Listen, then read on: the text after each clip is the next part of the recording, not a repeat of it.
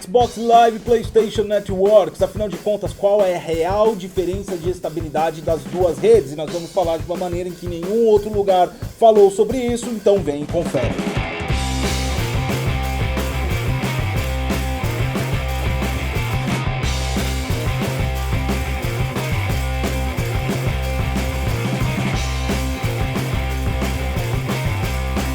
Fala galera do Wiki, eu sou o Gotcos e você está no Detonando Wiki, o primeiro, maior e melhor canal tecnologia para games de todo o YouTube. Se você não acredita nesse slogan, fica aí que você vai passar a acreditar. Nós vamos discutir hoje sobre PlayStation Network e Xbox Live, a estabilidade dessas duas redes. Nós não vamos abordar a questão de serviços ou joguinhos oferecidos, e sim vamos falar direto ao ponto tecnológico que interessa, que é a parte da estabilidade, a garantia de conseguir login, manter a sessão ativa e toda a parte que envolve o multiplayer e também comunicações entre os players. A gente vai apontar os prós e contras e principalmente a gente vai informar para você por que ocorre aí os problemas. Existe uma explicação técnica e lógica para tudo isso, e você vai descobrir de uma maneira onde nenhum outro lugar da internet abordou o assunto, porque aqui é o Detonando Wiki, o primeiro, maior e melhor canal tecnologia para games de todo o YouTube. Então já deixa o seu like, se inscreve no canal e compartilha esse vídeo, ajuda a gente muito a crescer cada vez mais e oferecer aí matérias exclusivas como essa para você, nosso inscrito, e talvez o seu amigo que se interesse. Eu vou começar o vídeo usando como base um documento que foi feito em 2016, onde foi realizado uma medição entre Xbox Live e também PlayStation Networks. Ele foi realizado sob uma metodologia chamada JND, Just Noticeable Difference, diferença perceptível. E eu acho extremamente interessante porque é um estudo baseado na percepção do uso do serviço e o que qualquer player, qualquer consumidor que adquiriu as plataformas poderia fazer. Não é uma medição baseada em estudos técnicos precisos, com medidores técnicos que medem latência a todo momento, mesmo porque isso demandaria aí de um estudo muito mais complexo para ser justo, utilizando a mesma metodologia, da mesma forma, com as mesmas interfaces em várias regiões do mundo. Pois bem, eles realizaram esse estudo e foi diagnosticado que a Xbox Live existe uma superioridade de estabilidade e velocidade em relação à PlayStation Networks, algo que o estudo perceptível traz pra gente, principalmente se você tem as duas plataformas, já sacou essa diferença. Os estudos aí foram feitos, por exemplo, como acesso de login, velocidade de entrar em login, velocidade em entrar numa sessão pública, velocidade em acessar uma sessão privada, qualidade do áudio das comunicações entre os players, e nesses quesitos a Xbox Live teve um ganho sobre a PSN. Ela se mostrou mais rápida e teve uma qualidade de áudio melhor que a PSN. Outro quesito também que foi colocado foi o matchmaking. O matchmaking, as duas obtiveram os mesmos resultados. O que é o matchmaking? Depois que foi feita a conexão e você está no mapa público jogando, as duas redes se comportam iguais, ou seja, as diferenças ocorrem no processo que você entra numa sessão pública. Quando você já está lá, as redes se comportam de maneira iguais. E eu acho interessantíssimo esse estudo porque realmente a gente pode reproduzir dentro da nossa casa, e é o que eu fiz aqui no canal. Na semana passada eu peguei e fiz um pequeno estudo sobre as duas plataformas, coloquei a mesma metodologia em pauta e obtive basicamente os mesmos resultados, evidenciando de que 2 anos para cá muita pouca coisa mudou da diferença entre as duas redes, fora os serviços oferecidos. Mas se basear em um documento de 2006, simplesmente chegar aqui no YouTube e falar que a Xbox Live está mais estável e traz mais velocidade do que a PSN, é simplesmente falar o mesmo que todo mundo fala e não falar nada de novo. Não é o propósito desse vídeo. A gente vai entender por que acontece essa diferença. E principalmente você vai entender que essa diferença está ligada diretamente à latência e à forma estratégica que as duas empresas adotaram aí para os seus servidores e também as suas redes de infraestrutura. Para você ter um exemplo aí de como funciona basicamente a Xbox Live e a PlayStation Network em relação a todo o mundo, a gente pode fazer uma simulação. Você mesmo aí na sua casa, você pode fazer uma simulação e aí você vai evidenciar algo que acontece. Não é uma coisa só da PSN, às vezes ter lentidão de login. Dependendo da região, país que você está, também pode apresentar isso na Xbox Live. Pois bem, Gotcos, Gotcose, vamos lá o exemplo prático. Eu peço a você agora que entre aí no Speed Test, o link tá na descrição, e faça um teste de conexão da sua internet. Você vai ver aí o resultado de teste de conexão e vai ver também uma latência de ping. Eu fiz aqui, você tá conferindo na tela, o meu ping aí não chega nem a 5 milissegundos. Eu tô utilizando o serviço de fibra ótica, ou seja, incrível, estou navegando a 5 milissegundos, quase mais rápido que minha rede local. É sensacional. Pois bem, não se iluda, você está num servidor provavelmente que esteja do lado da sua casa. É isso que o serviço Speed Test faz, ele te coloca no servidor mais próximo. Agora logue uma conta, cria uma conta e logue no Speed Test, ele vai permitir que você troque de servidor. Foi o que eu fiz agora. Agora eu vou apontar para a Califórnia e eu passo dos 150 milissegundos aí. E se eu for um pouquinho mais longe, vamos para o outro lado do mundo, vamos para Tóquio, vamos para o Japão. Perceba que eu passo dos 300 milissegundos de latência. Ou seja, independente da latência que tenha a sua conexão com a internet, quanto mais longe você vai, mais distante é para alcançar as velocidades esperadas e as respostas esperadas. A tecnologia é a virtualização da vida real, ou seja, para você ir até o Japão é mais longe do que para ir até a Califórnia, que é mais longe do que ir para São Paulo se você está em São Paulo. Pois bem, essa é a velocidade de latência em relação aos servidores do mundo e também a sua conexão. Então não se iluda com esse ping baixinho não, porque ele tá pingando do lado da sua cidade aí e é muito perto. Ok, então, Gotcose, eu já entendi, mas não entendi porra nenhuma que isso tem relação com a PSN e Xbox Live. Pois bem aí, meu amigo, agora a gente vai chegar nesse assunto. Como você fez esse teste de ping aí, eu convido você, por exemplo, que tem Xbox, se você for numa região norte ou nordeste do país e pingar para um servidor em São Paulo, é exatamente o mesmo tempo de conexão que você vai ter em relação ao login da Xbox Live, que é o tempo de latência de você bater no data center de São Paulo e ir para fora do mundo. Por quê? Porque a Xbox Live está no serviço de cloud computing chamado Microsoft Azure. E como funciona um serviço de cloud computing, cara? São data centers espalhados pelo mundo inteiro, onde existem servidores parrudos, servidores de grande porte, que servem como virtualização. Como assim, Gotcose? São servidores que criam máquinas virtuais dentro dele. Um servidor desse porte, uma lâmina desse porte, pode conter aí algumas centenas aí de servidores. E isso explica porque a Microsoft informa que tem mais de 300 mil servidores espalhados pelo mundo. São máquinas virtualizadas através de sua plataforma Azure. A plataforma Azure não é do Xbox, é da Microsoft, uma divisão completamente aí isolada do Xbox. O Xbox utiliza a plataforma e não pensem que a Microsoft age como se fosse na sua casa. Se o Xbox usa a plataforma Azure, ele tem que pagar por isso. As divisões dentro de uma empresa, os departamentos são isolados e cada um tem a sua estrutura financeira. Então posso dizer que a Xbox terceiriza o trabalho de Xbox Live para dentro do Azure. E qual é a vantagem do Azure em relação a isso? Vamos lá então. Se a própria Microsoft coordena toda a rede e a Xbox Live está nessa rede, ela tem domínio para modificar para a própria Xbox Live sem precisar alterar os seus serviços para os demais clientes Azure. Ou seja, existe provavelmente um painel aí todo personalizado para trabalhar com as redes Xbox Live no mundo inteiro. E por que eu pedi para você que é do Nordeste pingar para São Paulo, cara? Porque em São Paulo fica o data center onde tem lâminas de virtualização do Azure no Brasil. Perceba nesse mapa agora que eu coloquei aí na tela para vocês, essas são todas as regiões onde possuem data centers do Azure no mundo. Esses data centers possuem aí algumas centenas de computadores, que esses computadores têm máquinas virtuais que chegam aos milhares. Então vamos simular uma conexão do Nordeste para a Xbox Live. Lembrando que a Xbox Live Brasil, Estados Unidos e tal, só é uma diferenciação no quesito de serviços oferecidos e tipo de moeda. Você está na rede Xbox. Em qualquer lugar do mundo você poderia se conectar à rede Xbox, independente da sua região. Olhando no mapa, agora a gente vai simular uma conexão. Então você está lá no Nordeste, esse pontinho, e você fez uma conexão. A sua internet está apontando para um servidor lá em São Paulo, onde está o Azure Data Center. Aqui vai haver a autenticação. Nesse exato momento, esse servidor vai adentrar a rede Azure. E em qualquer lugar do planeta Terra onde estiver o serviço de autenticação do Azure, você vai conseguir estabelecer a conexão. Ou seja, ele fez um tunelamento onde parece que você está do lado do servidor, mas na verdade você pode estar a quilômetros de distância, fazendo com que a conexão que você fez em São Paulo seja a única latência distância que você tenha.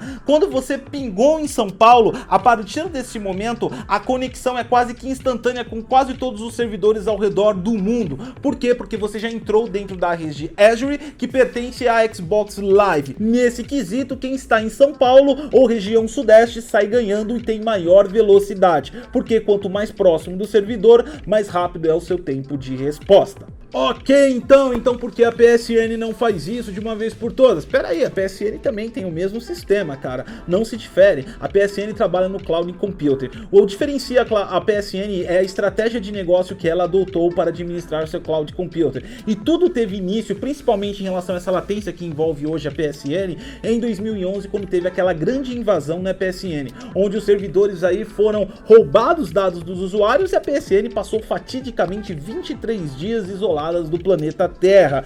Vamos entender melhor o que aconteceu. Naquela época, a PSN mantinha toda a sua infraestrutura na AWS, Amazon. A Amazon não é só uma loja, a Amazon também é um provedor de serviços de Cloud Computing. Aliás, a Amazon é o líder de mercado em Cloud Computing no mundo inteiro. Ela é maior que o próprio Azure. E ele estava nesse serviço. O que aconteceu? Um hacker utilizou uma outra conta do próprio Amazon e conseguiu invadir aí a PSN. Mas como ele conseguiu fazer isso? Essa é uma informação que não vazou muito, mas na época eu trabalhava no setor aí corporativo e eu tinha acesso a essas informações. Por quê? A queda da PSN não foi apenas um reflexo na PSN. Várias grandes corporações caíram, porque a PSN estava na rede pública da AWS. No momento que os servidores dela foram atacados, os servidores de outras empresas que estavam na mesma lâmina do data center começaram a sofrer a intermitência também. Ou seja, o caso da PSN foi mais grave do que realmente se falou. Através de uma estratégia, o cara conseguiu, ou o grupo conseguiu,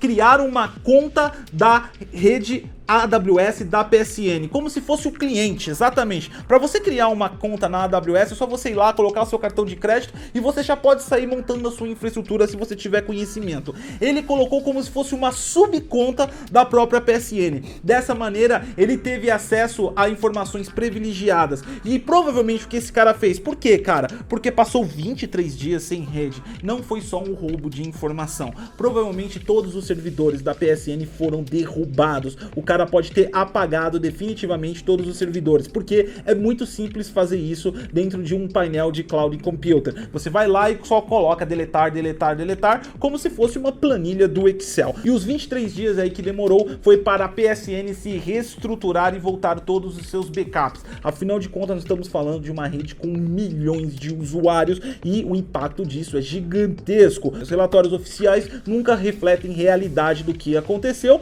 porque a equipe técnica nunca vai emitir de verdade o que houve, porque existe uma confidencialidade no quesito da informação de segurança. Ok, mas a partir daí o que aconteceu? Vamos lá então. Em 2012, a PSN adotou outra estratégia baseada nessa segurança. Ela verificou o erro da vulnerabilidade em deixar uma rede pública em Cloud Computer sem nenhum gerenciamento exclusivo por ela. E aí ela adotou o uso da ferramenta OpenStack. OpenStack, para quem não conhece, é um sistema operacional de gerenciamento de Cloud Computing. Você pode baixar gratuitamente porque é um open source. Ele foi originalmente criado através do esforço de duas empresas, uma empresa chamada Hackspace, que talvez você não conheça, e uma empresa chamada NASA, que talvez você conheça também. Exatamente, a pesquisa científica espacial tem um pé dentro do OpenStack. Hoje ele é a maior plataforma open source do planeta Terra para questões de redes Cloud Computing. Em 2012 a PSN começou a trabalhar e implementar isso e migrar os seus servidores para a plataforma OpenStack, mas ela não saiu da Amazon AWS. Por que, Gotcose? Porque nenhuma empresa do planeta Terra vai começar a comprar servidores e espalhar pelo mundo. O custo disso é gigantesco. A própria Sony deveria montar outra empresa só focada nisso para conseguir administrar essa loucura. Ao contrário do que acontece com a Microsoft, que ela faz isso porque é um negócio dela, o Azure, mas a Sony não tem um negócio de Cloud Computing, ela não revende. Então, para ela pegar essa expertise e criar data centers servers dela no mundo inteiro, ela deveria ter que investir bilhões e bilhões de dólares para isso, e provavelmente não está nos planos de negócio da empresa revender cloud computing. E o que esse OpenStack põe ela a fazer? Antes, o gerenciamento era feito através somente do AWS, da Amazon. Agora não, fica dentro dos servidores da própria PSN, pela equipe de infraestrutura da própria PSN, e eles administram a rede. O que eles usam, por exemplo, do AWS são apenas os computadores, os ELBs, os Elastic Balances, né? Ou seja, o computador virtual, eles sublocam de terceiro. Utilizando o OpenStack, eles não precisam nem ao menos usar só a Amazon. Provavelmente a PSN também deve ter servidores do Azure contratados. Por quê? Porque é um software que gerencia outras máquinas virtuais. Ele pode criar máquinas virtuais e gerenciar máquinas virtuais existentes. Dessa maneira, o que a Sony fez de forma inteligente e sábia? Centralizou a plataforma para dentro da sua casa, contratou uma equipe muito especializada, porque o OpenStack, não se iluda, tem que ter muita expertise, e esse é um dos problemas da PSN, conseguir aumentar e expandir com velocidade, porque o OpenStack é uma grande solução, mas é uma solução operacionalmente complexa, e qualquer movimento que você faça com o OpenStack tem que ser muito planejado, ou seja, ela não consegue dar saltos muito grandes na questão da infraestrutura. Pois bem, e que isso reflete, Goticos? Vamos lá, agora a PSN tem a propriedade da sua rede, também aí possui vários servidores espalhados, portanto, se ela for invadida na Amazon, ela tem uma cópia de segurança no Azure, ela tem uma cópia de segurança em outro servidor, ou até mesmo data centers que ela aloca como colocation, alguns servidores proprietários dela, que pode existir também. Como ela não é uma empresa provedora, ela pega de vários fornecedores e administra sua massa. E o que isso tem em relação à latência que ocorre? Agora a gente vai abrir um mapa de novo. Eu vou usar o mesmo mapa do Azure, porque ele é um mapa bem explicativo. Então vamos supor que o servidor aqui do Brasil seja acessado através desse ponto aí de data center da Amazon. Então vamos lá então. Quando você se conecta à PSN Networks, você vai bater lá em São Paulo, exatamente no data center onde está o Brasil. Legal, bacana. Diferente do que acontece com o Azure, onde ele já tem um tunelamento, independente da onde esteja o servidor dele, você já está direto dentro da rede Azure e você tem um caminho mais curto. Não acontece isso com a PSN. Você bate em São Paulo e aqui você não é autenticado. Você vai ter que ir em outro local do mundo, que a gente não sabe onde é, onde tem um ponto de cluster do OpenStack, ou seja, onde está um dos centralizadores de login dela. Então você bate aqui, daqui você vai para outro servidor em qualquer lugar do mundo, ele te dá o ponto de resposta e aí você volta para o Brasil e ele te devolve a informação. Dessa maneira você tem uma triangulação e aumenta a latência. E o OpenStack não está em um local só, galera. É um sistema operacional que pode ser clusterizado. Clusterizado, ele pode ser escalabilizado para vários locais do mundo. Provavelmente a gente conecte daqui do Brasil na Sony lá dos Estados Unidos. O que realmente faz sentido, porque se você vê o ping lá para Califórnia, dá cerca de 180 milissegundos, que é o tempo de resposta de um login da PSN. Isso explica também porque quando você vai fazer uma medição de velocidade de internet, o PlayStation nunca acusa realmente a velocidade contratada. Por quê? Porque ele vai bater no servidor lá fora para medir o seu download e upload. E aí ele vai trazer a estatística do servidor lá fora. Perceba também que depois que a triangulação for fechada, você encontra estabilidade. Matchmaking, ou seja, depois das conexões realizadas, existe a estabilidade. Você já abriu a conexão, você já fez a conexão e agora você já está na sessão. Quando você está na sessão, agora sim você consegue jogar e não tem maiores problemas. E isso afeta inclusive a qualidade de VoIP, ou seja, a qualidade de voz que os usuários aí trafegam na hora de se comunicar um com os outros. E é por isso que acontece todo esse problema na PSN. Isso na verdade não é uma queda, na verdade é uma inconsistência de latência. Quanto mais distante você está do ponto de São Paulo, mais difícil vai ser a conexão com a PSN. E vai causar o que? Instabilidade. Vai trazer para você que a PSN está fora do ar, mas ela não está fora do atuar, você está tendo uma latência maior para tentar fazer conexão de login. E isso não é exclusividade da PSN, como eu falei, você deve enfrentar isso também na Xbox Live. Mas graças ao tunelamento que é feito através do Azure, você encontra melhor estabilidade no quesito de velocidade. Basicamente são essas as principais explicações que acontecem e qual é o futuro disso.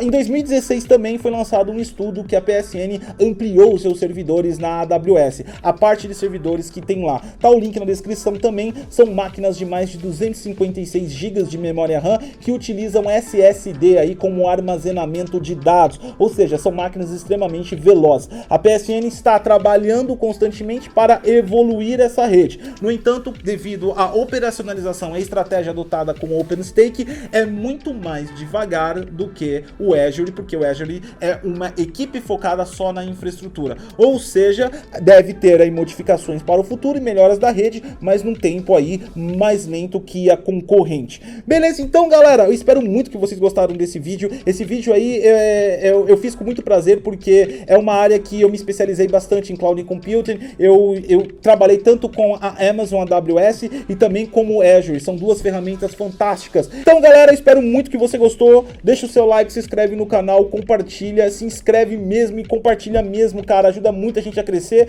A gente é muito grande e vai ficar maior graças a você. Eu sou Gotcose e até a próxima.